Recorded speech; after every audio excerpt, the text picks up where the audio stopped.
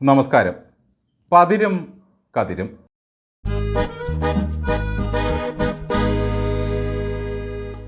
എഴുത്തച്ഛൻ മത്സ്യം തൊട്ടുകൂട്ടാൻ മേൽപ്പത്തവരിനോട് ഉപദേശിച്ച പോലെ പ്രജാപതി വിജയൻ്റെ കാലത്തെ അവതാരങ്ങളെ എവിടെ തൊട്ടുകൂട്ടണം? മത്സ്യവും കൂർമ്മവും വരാഹവും കടന്ന് അവതാരങ്ങൾ പലതിലൂടെയാണ് പ്രജാപതിയുടെ ഭരണം മുന്നോട്ട് പോകുന്നത്. കാരണഭൂതൻ ഇപ്പോൾ കൽക്കിയുടെ അവതാരത്തിനായി കാത്തിരിക്കുകയാണ്. കലിയുഗത്തിൻ്റെ അവസാനത്തിൽ ലോകം അധർമ്മങ്ങളെ കൊണ്ട് നിറയുമെന്നാണ് വിശ്വാസം. കമ്മ്യൂണിസത്തിൻ്റെ അവസാനവും ഏതാണ്ട് ഇങ്ങനെയൊക്കെ തന്നെയാണ്. അതിൻ്റെ ലക്ഷണങ്ങൾ കണ്ടു തുടങ്ങിയിട്ട് കാലങ്ങളായി എന്ന് കരുതി കലിയുഗം അത്ര മോശമൊന്നുമല്ല. യുഗം 4 നല്ലു കലിയുഗം സുഖമേ തന്നെ മുക്തി വരുത്തുവാൻ, ഇങ്ങനെയാണ് പ്രാർത്ഥന. പ്രജാപതിയെ കീർത്തനങ്ങളാലും അവദാനങ്ങൾ കൊണ്ടും പ്രീതിപ്പെടുത്തുന്ന സകലർക്കും മോക്ഷവും മുക്തിയും ഒന്നിച്ച് കിട്ടിക്കഴിഞ്ഞു. അവതാരങ്ങളെയെല്ലാം കടക്കൂ പുറത്ത് എന്ന് പറഞ്ഞ് ആട്ടിപ്പായിച്ചുകൊണ്ടാണ് പിണറായി വിജയൻ ഭരണം തുടങ്ങിയത്. പക്ഷേ മാനത്തെറിഞ്ഞ വടി പോലെ എല്ലാം ആട്ടിയിടത്തേക്ക് തന്നെ ഓടിക്കൂടി.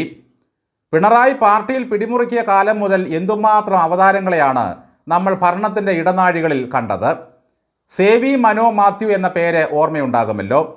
CPM നേതാക്കളുടെ പേരിനോട് ചേർത്താണ് പൊന്മുടി എസ്റ്റേറ്റ് വിവാദം ഉണ്ടായത്. പിന്നീട് ചാക്കു രാധാകൃഷ്ണൻ അവതാരമെടുത്തു. ഈ വിവാദ വ്യവസായിയും CPMഉം തമ്മിലുള്ള ബന്ധം പുറത്തു വന്നതോടെ മലബാർ സിമൻറ്റ് കമ്പനി സെക്രട്ടറി ശശീന്ദ്രൻ്റെയും 2 മക്കളുടെയും ദുരൂഹ മരണം കേരളത്തിൽ അന്ന് ചർച്ചയായി. CPMൻ്റെ സംസ്ഥാന പ്ലീനത്തിന് അഭിവാദ്യമർപ്പിച്ച് ദേശാഭിമാനിയുടെ മുൻപേജിൽ ഒരു പരസ്യം നൽകി ചാക്കു രാധാകൃഷ്ണൻ. പിന്നല്ല, മലബാർ സിമൻറ്റ്സ് അഴിമതിക്കേസിൽ പ്രതിയായ ചാക്കിൻ്റെ പരസ്യം പത്രത്തിൽ കിട്ടിയതോടെ ദേശാഭിമാനി മറ്റെല്ലാം മറന്നു. പാർട്ടി അംഗങ്ങൾക്ക് മാഫിയ മുതലാളിമാരുമായുള്ള ബന്ധത്തെപ്പറ്റിയൊക്കെ അന്ന് പാർട്ടി പ്ലീനം ചർച്ച ചെയ്തിരുന്നു. പ്ലീനമെന്ന് കേൾക്കുമ്പോൾ വാളംപുളി കടിച്ച ഒരു പുളിപ്പാണിപ്പോൾ. ചാക്കിന് പിന്നാലെ പാർട്ടിക്ക് കോടാലിയായി മറ്റൊരു മാഫിയ രംഗത്തെത്തി, കോടാലി ശ്രീധരൻ. ഗുണ്ടാ കൊട്ടേഷൻ ബന്ധമുള്ള ഇയാൾ പാർട്ടിയുടെ തണലിലാണെന്ന് ആരോപണമുയർന്നു. ചാക്കും കോടാലിയും അവതാരമെടുത്ത് പിന്മാറിയതോടെ അതാ വരുന്നു സാന്റിയാഗോ മാർട്ടിൻ. ലോട്ടറി രാജാവായ മാർട്ടിൻ മുതലാളിയിൽ നിന്നും ചിറ്റപ്പൻ 2 കോടിയാണ് ദേശാഭിമാനിക്ക് ബോണ്ടായി വാങ്ങിയത്. ആ ബോണ്ട EPയുടെ തൊണ്ടയിൽ കുടുങ്ങി കഴുത്തിലെ വെടിയുണ്ടയിൽ വിലയം പ്രാപിച്ചു. അതോടെ പാർട്ടിയുടെ 1ാം ശാസന വന്നു, ജാഗ്രത കുറവ്. പിണറായിയുടെ അനുഗ്രഹത്തോടെ അവതാരമെടുത്ത മറ്റൊരു കഥാപാത്രമായിരുന്നു ഫാരിസ് അബൂബക്കർ. VS വെറുക്കപ്പെട്ടവനെന്ന് വിളിച്ചുകൊണ്ട് മാത്രം പിണറായിക്കും പാർട്ടിക്കും ഫാരിസ് വേണ്ടപ്പെട്ടവനായി. അജ്ഞാതനായ അവതാരത്തെ ചെന്നൈയിൽ ചെന്ന് പൊക്കി അഭിമുഖമെടുത്തു കൈരളിക്ക് വേണ്ടി നമ്മുടെ ബ്രിട്ടാനിയൻ. അഭിമുഖത്തിൽ ഫാരിസ് അബൂബക്കർ VSനെ തെറി വിളിച്ചു. സഖാക്കളായ പിണറായിയും മറ്റും അത് നന്നായി ആസ്വദിച്ചു. രാഷ്ട്രീയത്തിലും ദല്ലാളുണ്ടെന്ന് എത്ര വൈകിയാണ് നമ്മൾ മനസ്സിലായത്. ആടുമാട് കച്ചവടത്തിനും കല്യാണത്തിനുമൊക്കെയായിരുന്നു ബ്രോക്കർമാർ ഉണ്ടായിരുന്നത്. CPM അത്തരത്തിൽ ഒരു അവതാരത്തെയും കുറേ നാൾ കൊണ്ടു നടന്നു, ദല്ലാൾ നന്ദകുമാർ.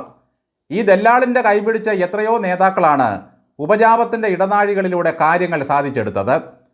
ഗോവിന്ദൻ നയിച്ച പാർട്ടി ജാഥയ്ക്ക് പങ്കെടുക്കാതെ EP ചിറ്റപ്പൻ ദല്ലാളിൻ്റെ വീട്ടിലെ സഞ്ചയനത്തിന് പോയി.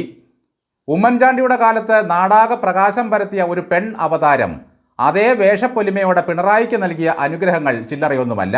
അങ്ങനെയാണല്ലോ അദ്ദേഹം അധികാരത്തിലേക്ക് എത്തുന്നത്. സാധാരണ അവതാരങ്ങൾ ലക്ഷ്യം പൂർത്തിയാക്കി മടങ്ങുന്നതാണ് പതിവ്. എന്നാൽ ഈ അവതാരം ഉമ്മൻചാണ്ടി യുഗത്തിൽ നിന്നും പിണറായി യുഗത്തിലേക്ക് കാലെടുത്ത് വെച്ചു. പിണറായി നയിക്കുന്ന കലിയുഗ കമ്മ്യൂണിസത്തിനും കിട്ടിയിട്ടുണ്ട് 1ാം തരം ഒരു അവതാരത്തെ, സ്വപ്ന സുരേഷ്.